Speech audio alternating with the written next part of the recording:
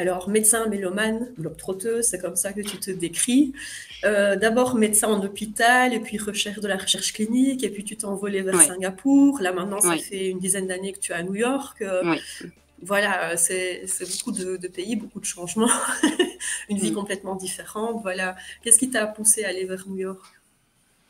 Alors, c'est une longue histoire. Combien d'heures avons-nous? Alors, en plus, je suis très bavarde. Je vais essayer d'être concise. Mais alors, écoute, en fait, donc oui, qu'est-ce qui m'a amenée à New York? C'est une opportunité professionnelle pour mon mari à la base. Mais il faut quand même dire que tous les deux, on était très alignés sur le fait que si on avait l'occasion de partir à l'étranger, on allait saisir tout de suite, on allait sauter sur l'occasion parce qu'on est des grands voyageurs, on adore découvrir. Et quand auparavant, c'est vrai qu'on avait déjà vécu à Singapour et on avait adoré l'expérience. Et donc, on s'était dit, voilà, la prochaine fois, si on a encore une opportunité, on la ressaisit. Et donc, voilà, comment on est parti s'installer à New York. Alors, il faut quand même dire qu'à la base, c'était essentiel pour 1 an ou 2. Ça fait quand même presque 10 ans. Mais c'est souvent le cas pour, je pense, les gens qui viennent à New York. On entend cette histoire très souvent parce que New York est ensorcelante. Je pense que soit on déteste, soit on adore. Et nous, clairement, voilà, on a été complètement conquis, envoûtés par cette ville qui est maintenant devenue chez nous. Même si, voilà, je garde une connexion très forte avec la Belgique. Ma famille est en Belgique, ma maman, mes sœurs, mes amis de plus longue date sont en Belgique, bien sûr. Et donc, nous gardons une connexion très forte avec la Belgique, avec l'Europe. Mais voilà, New York, c'est chez nous maintenant, effectivement. D'accord, d'accord. Alors, on va embrayer, on va faire le fameux portrait chinois de Fred qui m'a autorisé à l'utiliser parce que moi je Ok, l'adore. Comme ok. ça nous met un peu dans l'ambiance, tu vois, et ça nous détend peut-être un petit peu. Enfin, ça va. Je dois dire que je suis pas trop nerveuse, tu vois. J'ai bien fait de commencer avec toi, ça va. Naturel, c'est très bien. Donc voilà. Alors, si tu étais un livre de chevet, lequel serais-tu? Oh, en choisir qu'un seul, je dirais Oui, La vie devant soi. Romain Gary, La vie devant soi. d'accord. Un format de livre. Papier.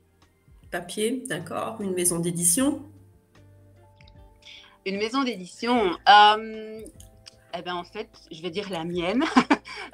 Les éditions d'Avalon, qu'est-ce que j'aime chez eux? J'aime le fait qu'ils sont extrêmement respectueux des auteurs. Aucune décision n'est prise sans nous consulter, que ce soit la couverture, la quatrième de couverture, bien sûr le contenu du livre, et j'apprécie énormément. Il y a une excellente collaboration, ils sont extrêmement réactifs aussi dès qu'on a une question, qu'on envoie un email, un message. Donc vraiment, pour moi, l'équipe qui est derrière les éditions d'Avalon est très pro, très bienveillante pour employer ce mot, parce qu'effectivement, comme tu dis, je pense que c'est tout à fait sous-estimé. Donc voilà, les éditions d'Avalon. D'accord, très bien. Alors, un rayon dans une librairie. Un rayon dans une librairie, je dirais littérature classique. Parce que même si, bien sûr, je lis beaucoup de romans contemporains, j'adore toujours retourner vers les classiques, et en particulier Maupassant, Colette, Stéphane Zweig, Flaubert, Romain Gary. Donc voilà, je retourne régulièrement vers la littérature classique, oui. Très bien, voilà. Un personnage de roman. Un personnage de roman. Mais je pense que je vais dire Madame Bovary. Encore une fois, voilà, je fais référence à Flaubert. Pourquoi? Parce que dans Madame Bovary, je pense qu'il raconte une histoire qui est somme toute assez ordinaire, commune, mais de manière extraordinaire. Et je pense qu'il arrive à remarquablement bien nous faire comprendre les méandres torturés de son âme, de son cœur, sa psychologie. Et pour moi, c'est ce qu'il y a de plus passionnant quand on écrit, quand on lit, c'est vraiment la psychologie humaine. Donc je dirais Madame Bovary. Ouais. Un marque-page originel. Un marque-page original. Alors, mon Dieu, la question qui tue pour moi, parce que je vais t'avouer, je n'utilise pas de marque-page. Je sais, c'est affreux, je plie la page. Aïe! Ça, Oui, c'est je le débat sais, ici. c'est pas bien, mais c'est la vérité, voilà, désolée. Mais tu as fait en plus, regarde, je vais Oui, embrayer. Alors, regarde, tu as des superbes marque-pages que tu m'as dit avoir fait toi-même. Pourquoi oui, ne je pas suis très utiliser fière. les tiens Je maintenant? vais les utiliser, je les distribue à tout le monde, mais c'est vrai que je devrais les utiliser. C'est une très mauvaise habitude. Mais oui, je suis très fière, entre parenthèses, de mes marque-pages. C'est la première fois que je réalise quelque chose comme ça d'un peu graphique. Et c'est un logiciel que j'ai trouvé en ligne, voilà, une boîte ici à New York. Et voilà, j'ai fait le design. Et puis, ils ont été livrés, nickel, parfait, très contente du résultat. Donc voilà, je vais utiliser mes marque-pages. D'accord, Promis. je crois que Fred a une question. Je vois le Mais petit non, mais chapeauté. le chat est choqué, hein. Le Hérétique, chat est non, choqué. ça fait mal aux oreilles. Le mythe vient de tomber. Que des choses terriblement graves se passent dans le chat actuellement. Mais pour te rassurer, Hélène, c'est un vrai débat. Il y a vraiment deux camps qui s'opposent. Il y a aussi tout un groupe de soutien pour les gens qui cornent les pages. Tu n'es pas seul. Ah, Ah oui, je te merci, rassure. merci Ah les ben oui, amis, vraiment. merci. Ah ben évidemment. Les deux vraiment sont là. Ceci dit, je ne les corne pas. Attention, je les plie en deux. C'est un peu différent. Donc c'est peut-être encore pire, tu vas dire, mais je ne les corne pas. Voilà, il y a quand même une nuance. Et voilà, je tenais juste à le préciser. Ok, continuons Valérie, continuons. Parce que là, je m'enfonce, je sens que... Voilà, continuons. C'est drôle, c'est drôle. Alors, un temps de conjugaison. Ah, le présent. J'aime bien Oui. la dynamique, les histoires au présent, oui, le rythme, le présent. D'accord. Une musique, une bande-son d'un de tes livres, par exemple. Comme le dernier, Brahms, Oui, il y a Edith beaucoup de Piaf. musique dans mes livres. Oui, alors c'est vrai, dans La sagesse du papillon, mon dernier livre, l'hymne à l'amour d'Edith Piaf, mais aussi quand même beaucoup de musique classique. Hein, donc Oh là le là, concerto pour violon de Brahms, je dirais, de Bruch, pardon. Oui. Le concerto pour violon de Bruch. Je parle aussi de Brahms, je parle de beaucoup de monde, de Debussy aussi, mais l'hymne à l'amour et le concerto pour violon de Bruch, pardon. Ouais. D'accord, pardon. Alors, je suis désolée, hein, tu vois, j'ai des conduits très fins, j'ai acheté des écouteurs, mais ça ne tient pas dans mes oreilles. Ah, Et alors, j'ai l'écouteur qui saute là comme ça de temps en temps, je dois le rattraper. Désolée. Donc voilà. Alors, un signe de ponctuation. j'aime bien les 3 petits points. Ah, oui, on est bavarde, hein. Moi, j'aurais choisi ça. Ou la virgule aussi, tu vois. Oui, mais j'aime bien Ouais. le mystère et la suspension qu'introduit les 3 petits points. Voilà. D'accord. Et alors, pour finir, un verbe. Un verbe. Mais ça, c'est trop compliqué. Un adjectif, à la limite. Un adjectif. Je peux un peu changer la question. Oui, on va t'accorder l'adjectif, Parce bien sûr. un verbe, c'est tellement. Voilà, il y en a tellement. Mais un adjectif, je dirais éperdu. Parce qu'on n'est pas perdu, on n'est pas surexcité, on est perdu, on est en recherche, on est intrigué, on est mélancolique. J'aime bien l'adjectif éperdu. Voilà. D'accord, un très bon choix. Voilà. Merci. Voilà. Très bien pour le portrait chinois. Tu vois, moi, je l'adore. Je trouve qu'il est très bien. Oui, c'est une belle entrée en matière. Voilà, ouais. Alors, on va parler de ton roman maintenant, La sagesse du papillon. D'accord. Donc, je vais te demander de faire un petit pitch de ton roman. Ok. Et Ouais. alors, moi, c'est quelque chose qui devient difficile pour moi parce que je pense que c'est le genre du roman. Je trouve que, alors, il est entre le thriller pour moi et le contemporain psychologique parce que tu as vraiment travaillé la psychologie des personnages dans celui-ci. C'est vraiment Oui. très ressent, enfin, on le ressent très fort. Donc, je te laisse nous faire le pitch de ton roman. Ok. Et de parler du genre. Mais écoute, commençons alors par le genre, parce que pour moi, c'est une question compliquée aussi. Et je pense que justement, quand on écrit un livre, c'est très, très compliqué de lui donner une étiquette. Parce que pour nous, c'est tellement de choses à la fois. Si je dois donner un genre, je dirais c'est un roman psychologique à suspense. Je ne sais même pas si c'est un genre qui existe de manière officielle, mais c'est ça. C'est un roman psychologique à suspense. Et alors, pour donner une très courte, très brève présentation, donc, une jeune femme américaine, Ivy, qui a la vingtaine, qui vient d'un tout petit village dans l'État de New York, complètement perdu au milieu de la forêt, et qui a fait des études de marketing, et qui elle n'a qu'une envie, c'est de sortir de son village et de s'en aller le plus loin possible, et particulièrement en France. Et donc, elle débarque en France avec l'espoir de décrocher un stage en marketing. Mais elle ne trouve pas. Et donc, elle se rabat sur les annonces de babysitting. Et c'est de cette manière qu'elle va rencontrer Charlotte, qui devient son employeur. Donc, elle devient nounou dans la famille de Charlotte. Charlotte, c'est la maman. Et elle rencontre les enfants qui sont Vanessa et Simon, son petit frère. Et donc, elle devient la nounou dans cette famille, qui est une famille qui a l'air totalement parfaite, la famille modèle. Et elle devient une nounou extrêmement consciencieuse. Elle travaille très bien. Tout le monde l'adore. Même le voisin l'adore tellement qu'en fait, ils vont avoir une aventure. Et petit à petit, il y a quand même des tensions qui vont apparaître. Et les choses vont progressivement se dégrader jusqu'au jour où Ivy disparaît. Et donc, le roman s'ouvre sur cette disparition. Donc, on sait dès le départ qu'Ivy disparaît. Et puis, après, on va retourner quelques mois en arrière. Et puis, tout le récit va être... on va remonter le fil des événements jusqu'à comprendre pourquoi Ivy disparaît, où est Ivy, qu'est-ce qui lui est arrivé, etc. Donc, voilà. Très bien. Oui, question Fred. Petite question sur les genres, parce que tu en parlais. Est-ce que ça t'ennuie, en fait, cette manie de vouloir mettre des étiquettes sur les livres? Est-ce que c'est facile à gérer quand tu écris? Est-ce que tu te dis, oula, je suis en train de faire du cocktail, ou voilà, est-ce que je suis en train de faire un thriller, ou plutôt un ceci, un cela? Ça t'ennuie, cette manie, souvent, de vouloir mettre des étiquettes? Mais c'est une très bonne question. Hein.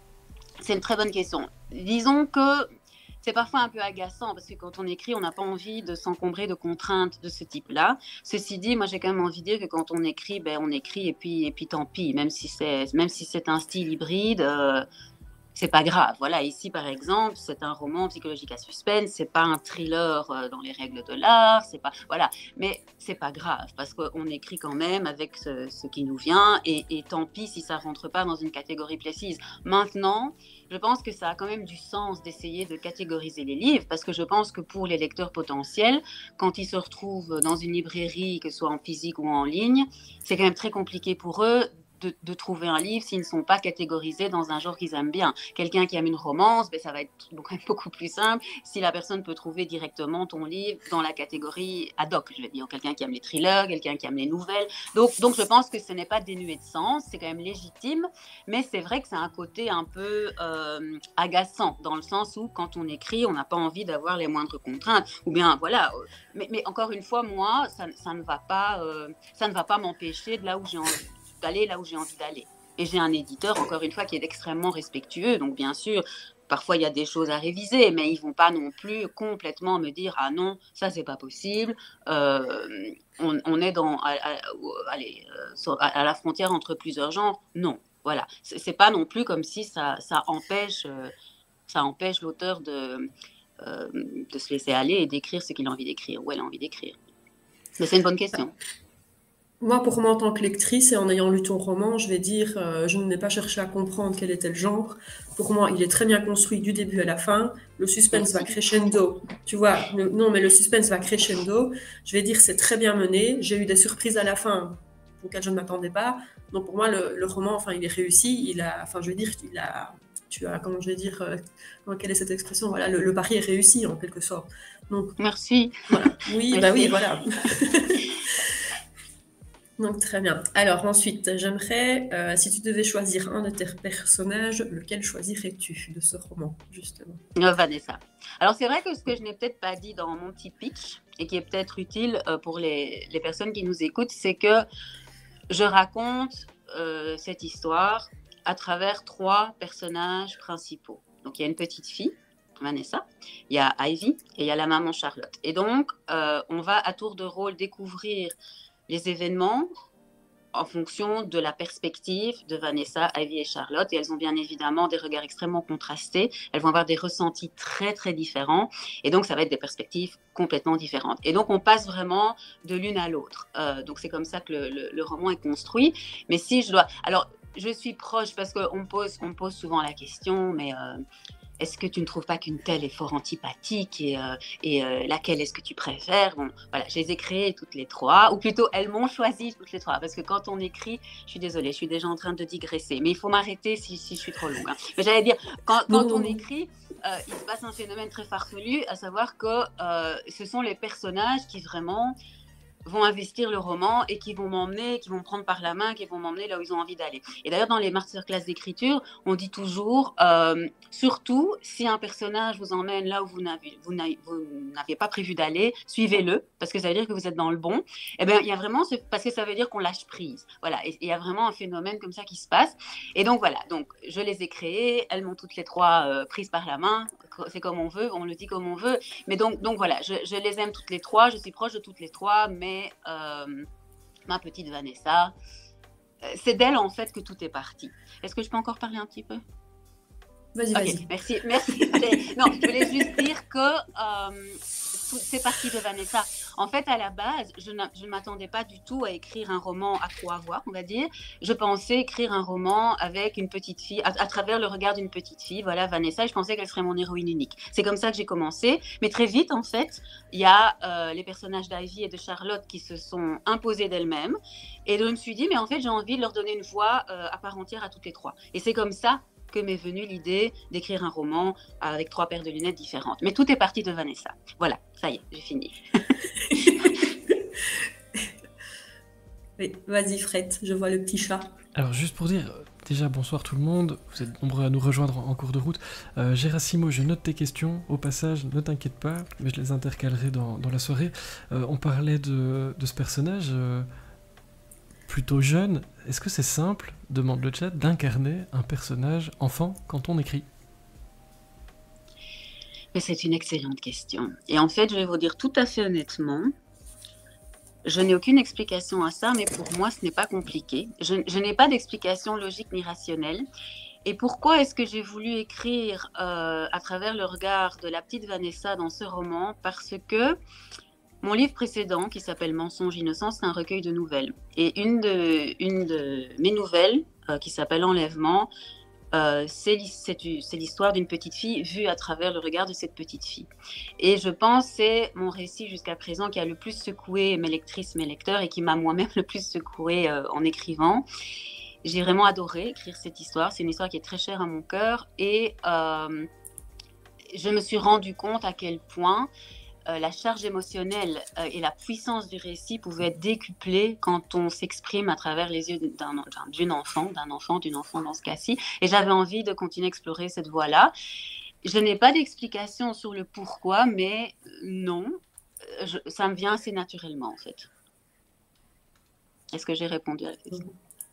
Et question de Gérasimo qui va avec, est-ce que ces personnages que tu inventes, ils sont imaginaires ou est-ce que c'est du vécu? Est-ce que tu vas chercher des gens qui existent autour de toi? Alors, aucune de mes histoires ne sont autobiographiques, mais il est évident que quand on écrit, on puise en soi, mais on puise en soi de manière complètement inconsciente. Et alors, très souvent, ce qui se passe, c'est que j'écris quelque chose, et puis 3 semaines, 1 mois plus tard, les évidences me sautent aux yeux, et je me dis « Oh, c'est de là que ça vient !» Ce n'est pas autobiographique. Rien de ce que j'écris n'est autobiographique, mais voilà, je puise dans tel souvenir, dans telle chose qui m'a marqué. Parfois, c'est aussi des extrapolations de nos angoisses, de nos peurs. C'est un phénomène très libérateur, parfois même très thérapeutique d'écrire, parce que c'est vraiment une manière aussi d'exorciser tout ce qu'on n'a pas encore exprimé, tout ce dont, voilà, même des choses inconscientes, d'exorciser certaines peurs. Donc voilà, je sais, je parle de nouveau dans tous les sens, mais donc non, ce n'est pas autobiographique, mais ça vient de nous. Voilà. Je ne sais pas le dire autrement, oui. Mais elle a bien répondu à la question, voilà, ça vient du cœur. Donc voilà, la question suivante. Je me demandais si tu avais eu par exemple des rituels d'écriture pour ton roman ici. Les rituels d'écriture, pour ce roman-ci en particulier, non. Quand j'écris en général, ça je peux te dire, je ne suis absolument pas du matin.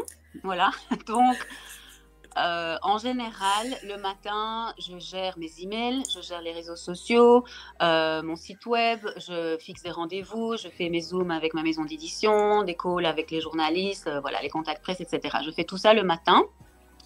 Et puis, en règle générale, les moments où je suis le plus productive, le plus efficace au niveau créativité, c'est l'après-midi et le soir. Donc voilà, l'après-midi et puis le soir, une fois que les enfants sont couchés. Maintenant, est-ce que c'est un rituel à proprement parler? Voilà, mais c'est en général la manière dont je fonctionne. Et je travaille en général de chez moi ou alors parfois dans une bibliothèque ici, pas loin de chez moi. À New York, c'est une très très chouette bibliothèque avec des jolies boiseries. C'est une atmosphère extrêmement apaisante, studieuse, en pleine ville. Donc c'est vraiment, voilà, c'est très très chouette. Et donc voilà, parfois je vais là-bas, mais le plus souvent j'écris chez moi, tout simplement. D'accord.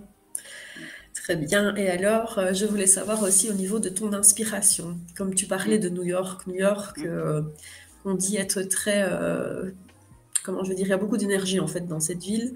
Absolument, oui. Il y a beaucoup d'énergie, enfin je vais dire, il y en a pour tous les goûts. Enfin je vais dire, elle est vraiment cosmopolite, mais en plein. Alors j'y suis restée 4 jours, donc voilà, je pense que tu auras, enfin toi qui es là depuis 10 ans. Il faut revenir. J'espère. Non, j'imagine bien, tu vois. Non. Donc voilà, tu vois, je repère encore mes écouteurs, donc voilà. Alors qu'est-ce que cette ville t'inspire en fait? Est-ce que tu es inspiré par un... Ouais, justement, est-ce que tu prends toute cette énergie de New York? Est-ce que c'est plus facile d'écrire à New York qu'en Belgique? Ou est-ce que... Oui. Enfin, je sais pas, est-ce que... Oui. Alors, je vais commencer par dire quelque chose et j'en suis vraiment fermement convaincue. Je pense pas que je me serais lancée dans l'écriture si j'avais pas été à New York. Je pense que c'est vraiment un endroit qui est extrêmement énergisant. Ici, il y a vraiment une culture prends des risques, lance-toi, écoute ton cœur et suis ta passion. Et si tu te plantes, c'est pas grave. Tu retombes sur tes pattes et tu fais autre chose. C'est vraiment dans la mentalité de se réinventer, en fait, d'avoir pas peur de prendre des risques, de se lancer. Je pense que chez nous, les mentalités sont en train de changer aussi, mais je pense qu'on n'y est pas encore, en tout cas pas à ce point-là. Et ici, il y a vraiment une telle énergie collective que ça vous porte, vraiment. Donc, je pense que si... donc voilà, j'ai pas donné les détails, mais donc j'ai travaillé effectivement en hôpital en Belgique, puis en industrie pharmaceutique, en recherche clinique en Belgique et puis ici à New York. Et puis j'ai quitté mon job corporate en industrie pharmaceutique. Et je pense que si j'avais été en Belgique, j'aurais peut-être quitté ce job pour après retourner dans un job similaire pour ne pas... être trop différente, parce qu'on est peut-être encore assez vite montré du doigt, je pense, et pour se sentir la légitimité de se dire non, c'est fini, je plaque tout et j'arrête tout et je me lance. Voilà, j'aurais peut-être pas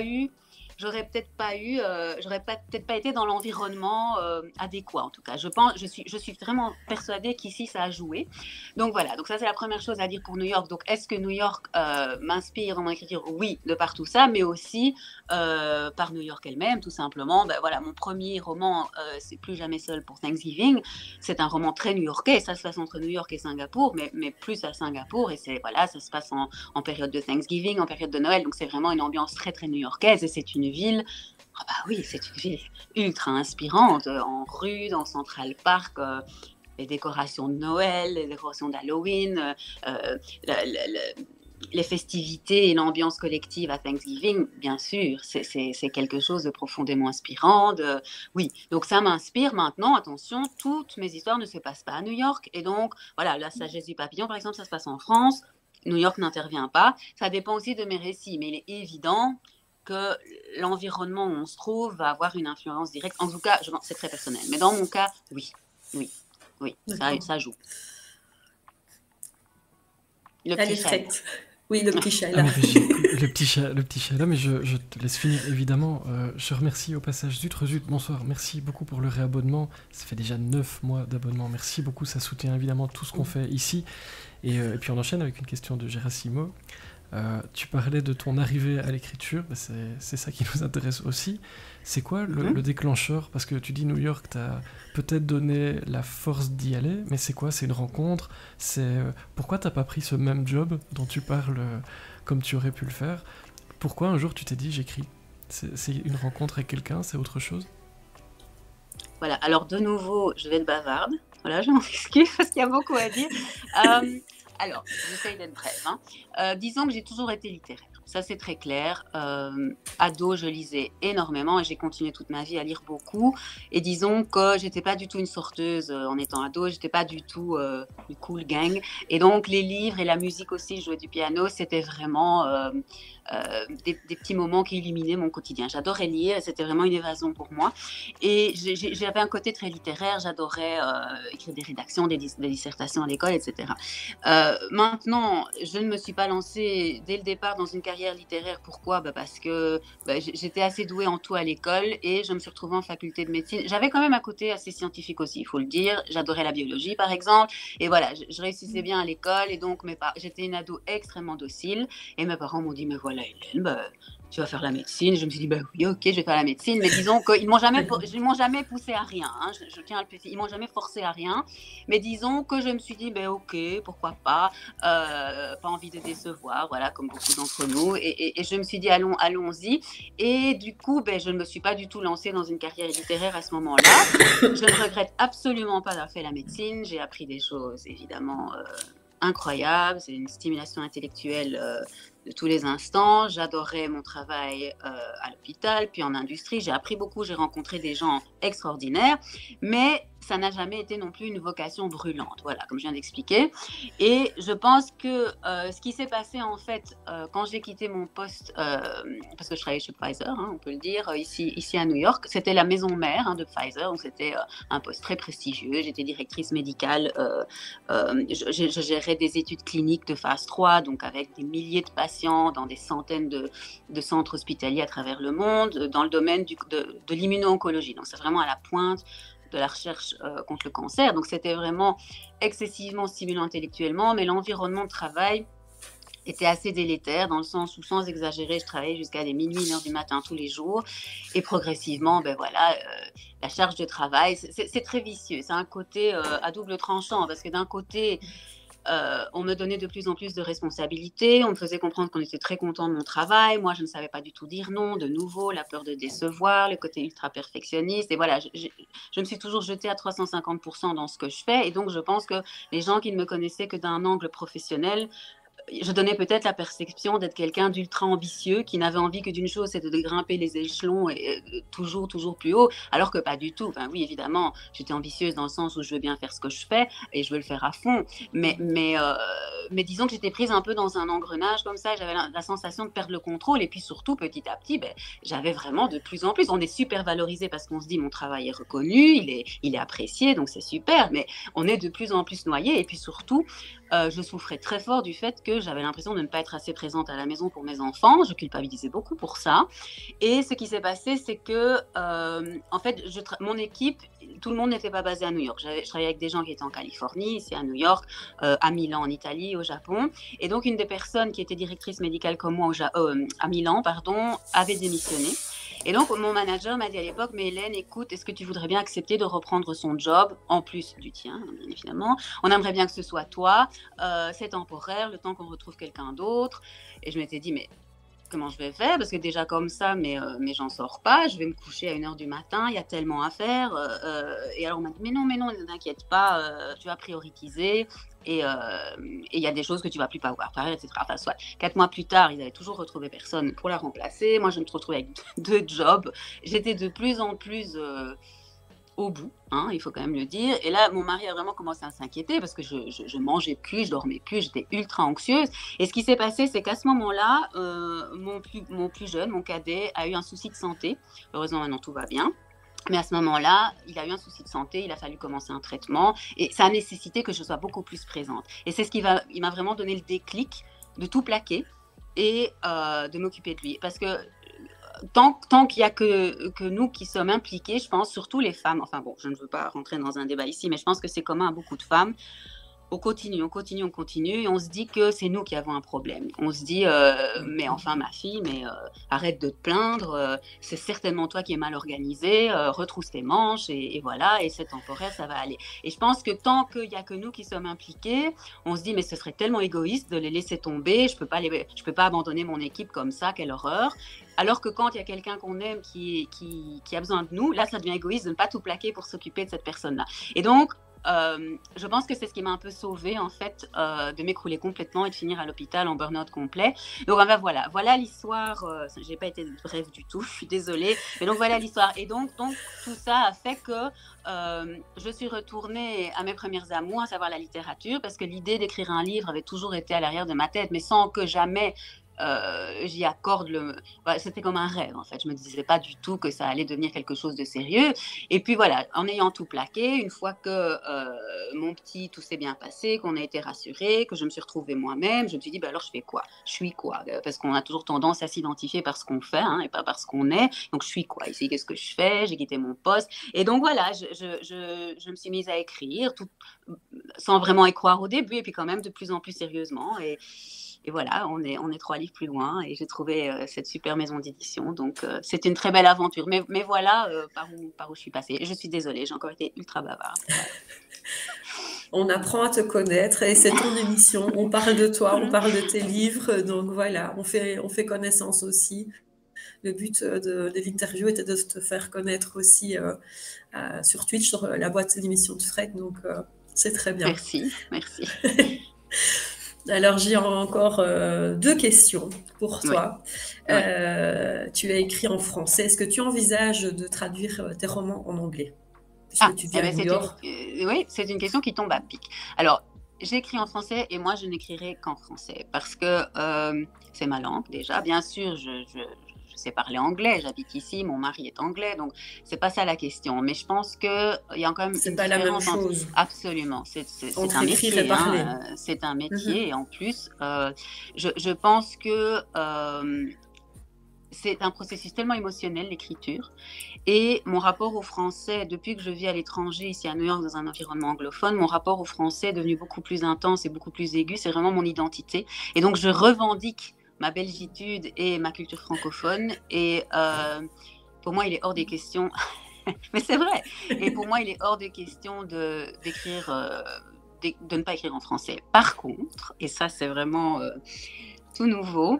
Ce que je peux te dire, c'est que je suis en train les discussions viennent vraiment de commencer. Mais mon éditeur et moi, nous travaillons à un projet de traduction et l'objectif est de développer une version anglaise de mes 3 livres. Et donc, on espère que ce sera pour un avenir pas trop lointain. Mais donc, voilà. Mais moi, je vais continuer à écrire en français, mais ce sera une équipe de traduction qui s'occupera de la version anglaise. Mais a priori, c'est en cours. En pourparlers. Oui. Allez, on revoit le petit chat. Et l'excellente nouvelle, le chat se demande s'il y a une grosse communauté de lecteurs francophones aux États-Unis, puisque tu dis t'écris en français parce que c'est ta langue initialement, et donc est-ce que quand tu es à New York, que tu écris en français, il y a beaucoup de gens derrière toi? Est-ce que tu disais, voilà, c'est ton activité, est-ce que tu en vis? C'est la deuxième question qui va avec. Et puis il y aura éventuellement la troisième, c'est est-ce qu'il y a beaucoup d'auteurs et d'autrices à New York qui parlent le français? Bref, si je veux résumer tout ça, pour la faire courte, est-ce qu'il y a une grosse communauté francophone du côté de New York qui peut te suivre? Oui, alors ça c'est très facile, je peux répondre très facilement. Oui, il y a énormément de francophones à New York, il y a environ 60 000 francophones à New York, donc c'est quand même pas négligeable, des Français, des Belges, des Québécois, des Suisses, il y a vraiment beaucoup de francophones. Et d'ailleurs, pour la toute première fois, je viens de faire, c'était lundi soir, une soirée, un événement de lancement de La Sagesse du Papillon, ici à New York, et il y avait beaucoup de monde, ça a été un succès fou, je suis vraiment ravie, j'étais très émue que tant de monde vienne. Donc oui, maintenant, je dois quand même dire que la majorité de mes lectrices, de mes lecteurs, ils sont en France, ils sont en Belgique, ils sont en Suisse. Ils ne sont pas ici, mais la communauté que j'ai ici à New York, francophone, grandit. Petit à petit, ça grandit et ça commence à devenir une communauté assez solide. Donc ça, c'est très chouette. Mais donc oui, il y a beaucoup de francophones à New York. Alors, c'était quoi l'autre question? Est-ce qu'il y a beaucoup d'auteurs francophones ici à New York? Alors, j'en connais quelques-uns. Mais je les connais Marc pas tous, Lévy. certainement. Catherine oui. Pancol. Mais Catherine Pancol, elle a vécu à New York, mais maintenant elle habite en France. Elle est retournée Je en pensais France, qu'elle elle y était habite toujours. Paris, mais elle a vécu pendant près de 10 ans, je pense, à New York, effectivement. Marc Lévy habite ici, parmi les gens qui sont très connus, mais j'avoue, je ne sais pas trop. Mais parmi des gens un peu moins connus, voilà, j'ai une très très bonne amie qui s'appelle Evelyn Fallows, qui habite tout près de chez moi, et elle habite ici, voilà, évidemment, près de chez moi à New York. Elle écrit aussi, et je l'ai rencontrée grâce à la plateforme Rencontre des auteurs francophones, qui est une plateforme extraordinaire. C'est d'ailleurs grâce à cette plateforme que j'ai participé au Salon du Livre de Wallonie. Et donc, en fait, le point commun de tous les auteurs et les autrices de cette plateforme, c'est qu'on parle français, on écrit en français. Mais alors, on se retrouve de partout dans le monde. Donc, il y en a qui sont de New York, il y en a qui sont de Belgique, de France, de Nouvelle-Calédonie, du Liban, de vraiment partout. Et donc, la fondatrice Sandrine Kukuruz a vraiment créé cette plateforme il y a quelques années. C'est une chouette communauté. Et donc, voilà, c'est grâce à cette communauté que j'ai rencontré Evelyne. Maintenant, voilà, est-ce qu'il y a énormément d'auteurs francophones à New York? Je ne pense pas. Il y en a quelques-uns. Voilà. Et alors, c'était quoi la dernière question? Est-ce que j'ai envie? Alors, je vais juste vous dire de manière tout à fait objective et tout à fait honnête, si j'avais dû nourrir mes enfants avec mes livres, je pense que nous serions tous morts de faim depuis bien longtemps. Donc, non, c'est une activité qui m'apporte énormément de bonheur et ça grandit de plus en plus. Et c'est une aventure absolument magnifique. Mais non, ce n'est pas en écrivant des livres qu'on fait fortune. Et question en 2 mots, parce que le Belge qui demande, les New-Yorkais, ils mettent quelle sauce sur les frites? C'est vrai que c'est super important, ça. Alors, figurez-vous que déjà, quand même, une hérésie... Ne dis pas qu'il n'y a pas de frites. Mais si, il y a des frites. Mais vous savez, ils appellent les frites French fries. Et alors, indignation totale, quand on a débarqué ici, on s'est dit, mais enfin, mais c'est belge la frite. Et donc, en fait, ce qui s'est passé, c'est qu'apparemment, pendant le débarquement des Américains après la Seconde Guerre mondiale, il y a des Américains qui se sont retrouvés en Belgique sans savoir, qui n'étaient pas en France, qui ont mangé des frites, ils ont dit, mais c'est délicieux, et qui ont appelé ça des French fries. Et apparemment, c'est pour ça que encore maintenant, ils continuent en Amérique à appeler ça des French fries. Mais donc, chaque fois que l'on peut, voilà, partout, on dit non, c'est belge la frite. Donc voilà, ça c'est la première chose à dire. Deuxième hérésie, ils ne connaissent pas la mayonnaise avec les frites. Ils connaissent la mayonnaise, mais ils trouvent ça complètement incroyable de manger de la mayonnaise avec des frites. Alors que, quand même, ça fait partie des choses dans la vie. Mais non, ils mangent des frites avec du ketchup, ils connaissent éventuellement la sauce cocktail, mais la mayonnaise, non. Donc voilà, c'est très bizarre, mais bon. On n'en est pas une bizarrerie près quand même aux États-Unis, il faut quand même le dire. Hein. J'adore New York, mais voilà, ils sont parfois un peu spéciaux. Voilà. Et alors, moi, j'ai une toute dernière question pour toi. Oui. Est-ce que tu as déjà une idée de thème, ou est-ce que tu es déjà dans l'écriture de ton prochain roman? Oui. Oui, déjà, oui. Ah mais oui, en fait, oui. Et en fait, alors, qu'est-ce que je peux vous dire? Oui, donc il est dans ma tête, j'ai déjà commencé à écrire. Et alors, ce que je peux vous dire sans trop en dévoiler, c'est un roman qui va se passer entre la Belgique et New York. Et qui sera, pour ceux qui ont déjà lu mes autres livres, ce sera dans un esprit assez proche de mon roman Plus jamais seul pour Thanksgiving. Donc ce sera une ambiance très new-yorkaise, un peu plus légère. Enfin, donc, voilà. Mais il est en cours, oui.